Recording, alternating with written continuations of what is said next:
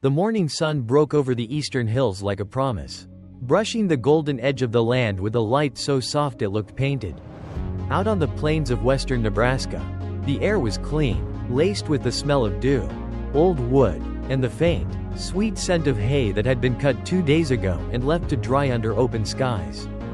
In the distance, a low rumble stirred, not thunder, not wind, but something heavier, steadier, a machine, and closer, stepping out from the front porch of a time-worn farmhouse with its creaky steps and rusted gutters, was a man with a history written in the folds of his face. His name was John McAllister. 63 winters had passed through his bones, each leaving behind wisdom, aches, and a love for this soil that no city, no technology, no fleeting fortune could replace. John wore a weathered flannel shirt, sleeves rolled to his elbows, and a hat stained from summers past. His boots were cracked, but sturdy. Every stitch on him spoke of work. Of mornings like this when the world hadn't quite awakened yet but the fields were calling. Beyond the fence, in the wide heart of his land, stood the M700, a hay-collecting, drying, baling monster of a machine. As tall as a barn and just as dependable. It was all muscle and memory, forged in steel and sweat. To most, it looked like a machine. But to John, it was a living, breathing part of the family. He approached it slowly, fingers running along its side. The metal was cool from the night, but he knew it would soon be warm. Humming, alive, with practiced ease, he climbed into the operator's seat. The cabin smelled like dust and diesel, and just the faintest hint of chewing tobacco. He turned the key, the engine roared, then settled into a steady thrum. Like a giant's heartbeat, the dashboard lit up, gauges danced. Outside, birds scattered from nearby fence posts, startled by the sudden awakening of the beast. It was time. The M700 rolled forward, tires leaving heavy impressions on the damp earth. Its arms reached out, sweeping hay into its mouth like the ocean pulling waves to shore.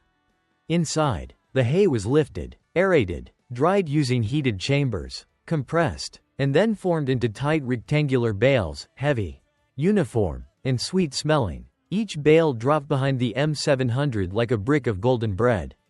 The machine kept moving, slow but relentless, methodical in its hunger. From a distance, it looked like a dance, man and metal moving in tune with the land. The fields responded like an old friend, giving just enough resistance to remind you it was alive, but never so much that you wanted to leave it. Morning, John. A voice rang out from the side road.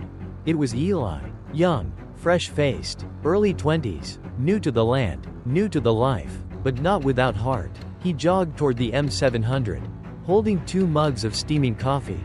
John slowed the machine and cracked open the cab window. "You're early," John grunted. "You're earlier." Eli grinned, handing him the cup. They didn't speak much. Not here. Out here, the land filled the silence. The creak of tires, the soft rustle of dry hay, the thump of bales hitting ground. This was the music they worked to. The words came later, if at all. For the next few hours, they worked side by side. Eli on foot sometimes, checking bales, adjusting gate positions. John at the controls, hands steady on the wheel, eyes sweeping the horizon. The sun climbed higher, shadows shortened. The wind changed slightly, warmer.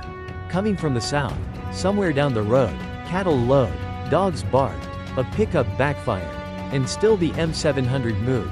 As the machine chomped its way across the fields, the past mingled with the present.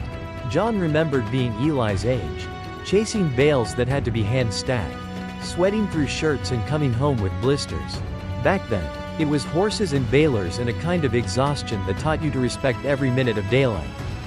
He remembered his father, a quiet man, hands like rope, eyes always scanning the sky for rain, and his mother, who could carry 2 buckets of water with one hand and still have the energy to bake cornbread for 10 men. This land, this machine, this life, it wasn't glamorous, but it was good, it was real. By noon, a full line of bales stretched across the field like a golden fence. The scent of hay was thick in the air now, sweet, almost floral. Bees buzzed lazily nearby, drunk on the sun. Eli wiped sweat from his brow, shirt sticking to his back. They paused for lunch in the shade of the old cottonwood tree. Sitting on turned-over feed buckets, Sandwiches from home. Apples. Water from a jug wrapped in a wet towel. Your boy coming back from college this summer? Eli asked between bites. John nodded. He said he might. Wants to help with second cut. Eli smiled. That's good. Lot of people my age, they don't want to come back once they leave. John stared out at the field. If he's got this place in his blood, he'll come back. If not, the land will wait. Eli didn't reply. The wind did, though, rustling through the trees like a whisper.